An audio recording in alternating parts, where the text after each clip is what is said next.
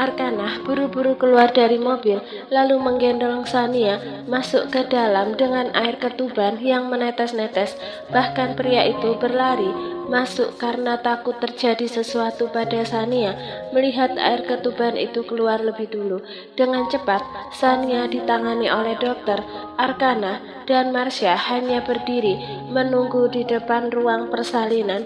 "Ya, Bu Sania, dorong kuat-kuat." Terdengar suara dokter memberi arahan pada Sania di dalam ruangan itu dan diiringi suara Sania yang berusaha mengejan. "Ya bagus, ayo dorong lagi Bu, sedikit lagi." Sekali lagi, Sania berusaha sekuat tenaga mengejar, tapi bayi itu masih belum keluar. Tenaga Sania mulai habis. "Bu Sania, ayo dorong lagi. Ini sedikit lagi kepalanya sudah muncul, Bu. Ya Allah, ini sakit." Sania berusaha lagi untuk mengejar saat dokter itu memberinya arahan kembali. Ketegangan tidak hanya terjadi di dalam ruang bersalin, namun ketegangan itu juga terjadi di luar ruangan. Arkana mondar-mandir di luar sembari menatap ke arah ruang bersalin. Ia mendengar semua suara Sania dan dokter di dalam ruangan itu hingga ia tidak tenang. Kecemasan begitu jelas tampak di wajahnya, jantungnya berdebar dan tangannya bahkan gemetar. Ini pertama kalinya ia mendengar wanita melahirkan normal. Sakitnya pasti luar biasa, sampai Sania beberapa kali mengeluh sakit. Itulah kenapa Arkana tidak setuju pada keputusan Sania yang ingin melahirkan bayinya secara normal. Ia tidak mau Sania lebih merasakan sakitnya. Dokter tiba-tiba keluar dari ruangan, menambah kecemasan Arkana dan Marsha yang ada di sana. "Bagaimana, Dok?" tanya Arkana. "Saya butuh bantuan Tuan Arkana." "Saya?" Arkana tampak bingung. Ia mengerutkan keningnya melihat dokter itu. "Saya akan jelaskan nanti, tapi tolong masuk dengan saya dulu ke dalam." Mohon dokter itu. Pada Arkana, "Baik, kalau demi kebaikan saya akan masuk." Arkana pun masuk ke dalam bersama dokter itu. Di dalam sana dokter meminta Arkana hanya berdiri di samping ranjang bersalin, lalu diminta memegang tangan Sania sembari merangkul bahu perempuan itu. Arkana bingung dan penasaran dengan permintaan dokter itu, tapi ia tetap diam menurut di sana. "Oke, sekarang ikut saya lagi ya, Bu Sania." Sania kembali mengikuti dokter itu, dan akhirnya bayi itu lahir disertai dengan tangisan kencangnya. "Alhamdulillah," ucap syukur sang dokter yang merasa lega melihat bayi itu akhirnya lahir setelah berjuang keras. Sania juga merasa lega. Ia langsung melempar kepalanya di bantal dengan nafas ngos-ngosan. Keringat yang ada di dahinya diusap lembut oleh Arkana. Sentuhan pria itu pun menyadarkan Sania bahwa Arkana ada di sampingnya. Ia menoleh melihat Arkana dan mereka saling bertatapan. Itu membuat keduanya sama-sama canggung. Kemudian Sania juga sadar bahwa sejak tadi ia memegang tangan Arkana. Dengan cepat ia melepas tangan pria itu. "Tuan Arkana, silahkan keluar dulu." "Bayinya?" tanya Arkana yang ingin melihat bayinya. "Saya akan perlihatkan kalau sudah dibersihkan."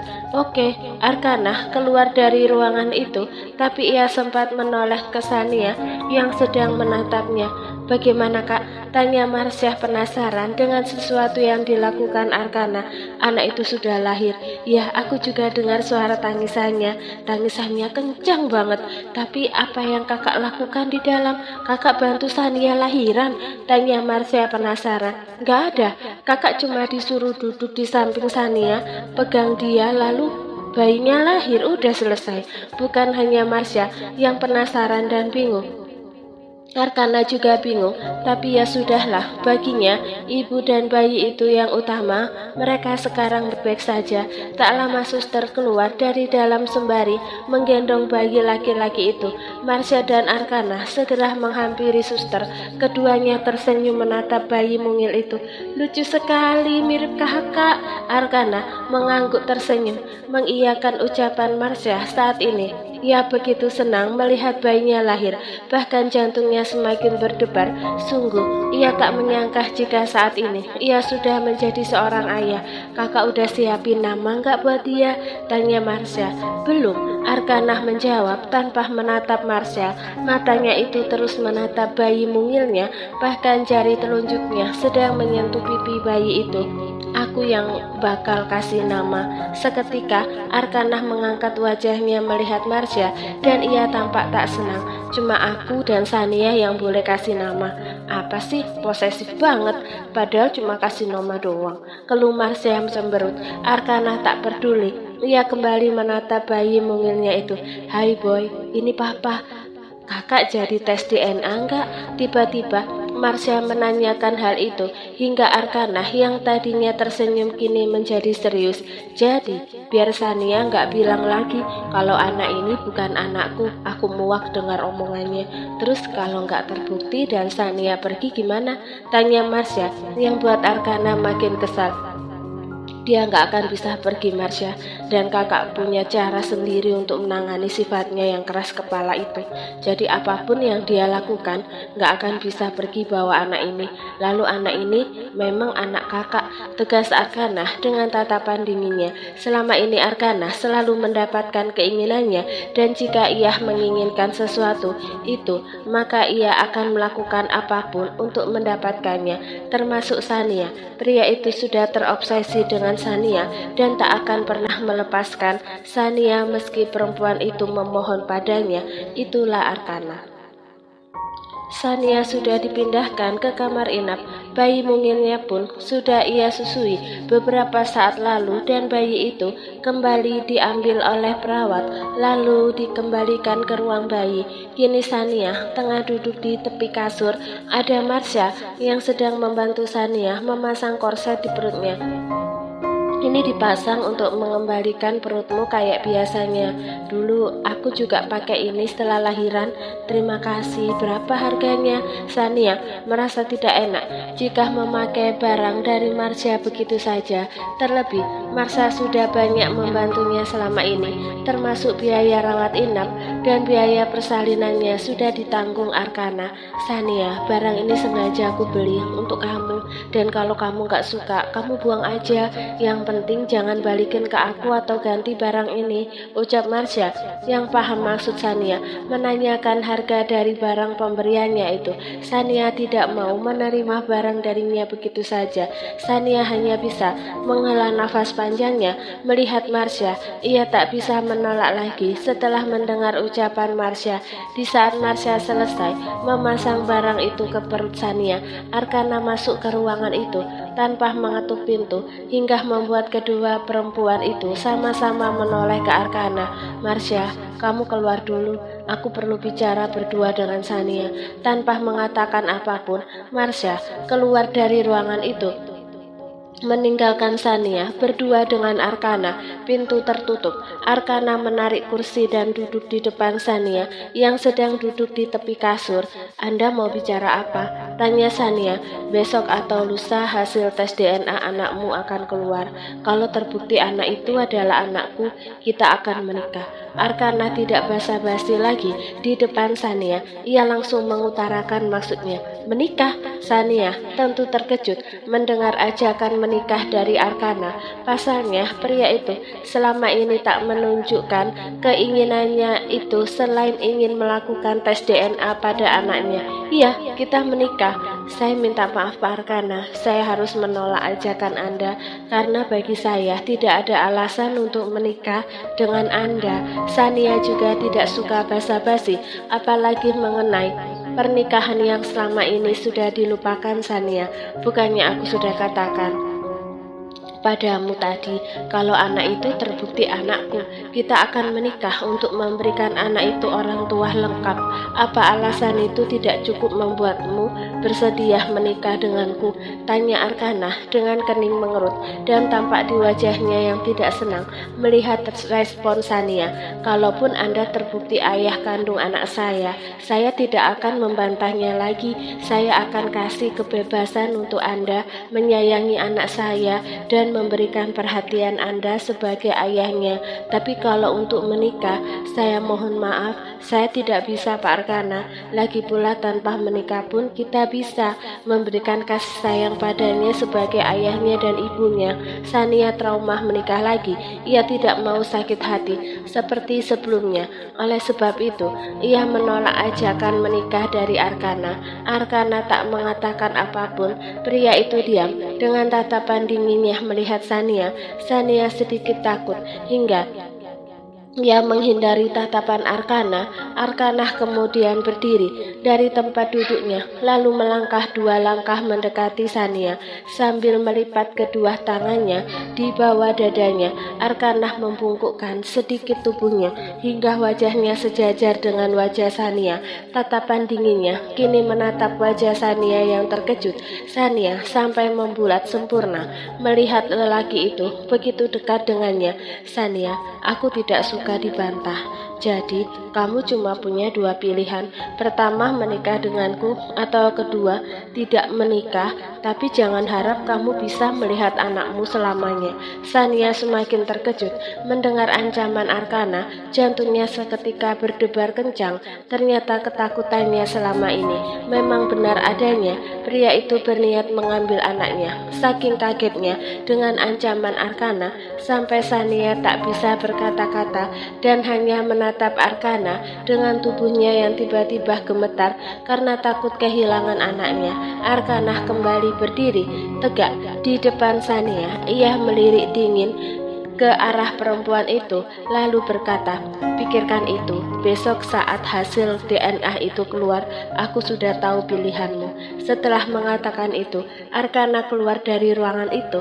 Sania langsung memegang dadanya yang tiba-tiba menjadi sesak. Ya Allah, kenapa hidupku tidak pernah tenang? Kenapa aku selalu dapat masalah? Keluhnya dengan mata berkaca-kaca ingin menangis. 4 jam kemudian, Sania menunggu perawat membawa anaknya ke kamar inapnya. Namun suster itu tak kunjung membawa anaknya. Bahkan sampai malam, suster tidak muncul. Tidak ada siapapun yang datang ke kamar Sania. Sania yang khawatir dan gelisah pun mendatangi ruang bayi. Di sana ia melihat 2 pengawal berbadan besar berdiri tegak di depan ruang bayi. Sania ingin masuk ke dalam untuk melihat anaknya, tapi kedua pengawal berbadan besar itu menahannya agar tak masuk. Maaf Nyonya, Tuan Arkana sudah berpesan untuk tidak mengizinkan Anda masuk ke dalam. Salah satu pengawal menyahut untuk memberikan pengertian pada Sania. Saya mau menemui anak saya. Sania mulai kesal melihat 2 pengawal yang menahannya masuk. Mohon maaf, ini perintah Tuan Arkana. Kalau Anda mau bertemu dengan bayi Anda hubungi Tuan Arkana dulu. Apa dia bilang seperti itu? Tanya Sania. Iya Nyonya, beliau juga bilang kalau saat Anda ingin menghubunginya, Anda sudah punya jawaban yang diharapkan Tuan. Jelas salah satu pengawal itu. Sania semakin marah, tapi amarahnya itu percuma.